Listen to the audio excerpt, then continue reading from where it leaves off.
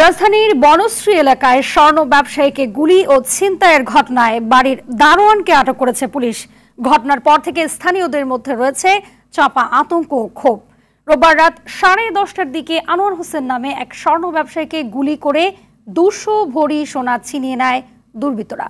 এদিকে রাজধানীর মোহাম্মদপুরের আলোচিত সন্ত্রাসী কবজি কাটা গ্রুপের ক্যাডার বাবু ওরফে টুন্ডা বাবু এবং রিফাত সহ 8 জনকে গ্রেপ্তার করেছে র্যাব।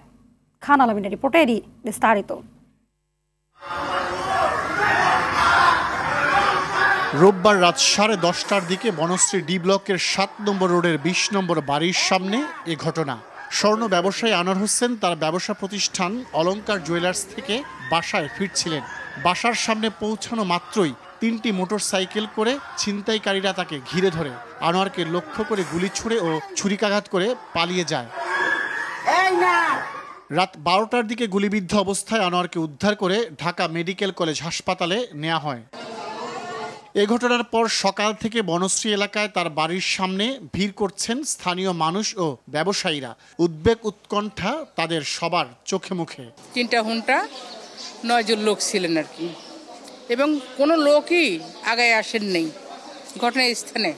এটা 100% তার দায়িত্ব যে আমার এখানে ভাড়াইটা আমি তার গেটটা খুলে দিই, কিন্তু সে তো এই কাজটা করে নাই। এটা একটা সুযোগ পেয়েছে, যারা সুযোগ পেয়েছে তারা করতেছে, মাঝখানে কিছু করতেছে।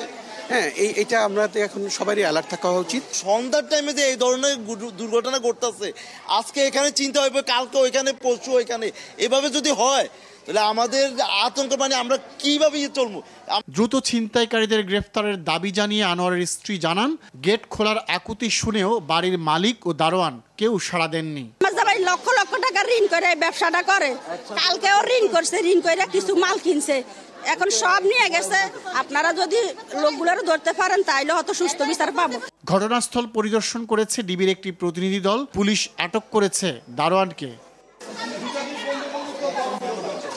এদিকে রাজধানীর মোহাম্মদপুরের আলোচিত সন্ত্রাসী কবজি কাটা আনোয়ারের অন্যতম সহযোগী ক্যাডার বাবু ওরফে টুন্ডা বাবু এবং রিফাত ওরফে রাফাত সহ 8 জনকে গ্রেপ্তার করেছে র্যাব। রোববার বিকেল থেকে রাত পর্যন্ত রাজধানীর বিভিন্ন স্থানে অভিযান চালিয়ে তাদের গ্রেপ্তার করা হয়। তারা সবাই ছিনতাই, চাঁদাবাজি, হত্যা ও মাদক মামলার আসামি।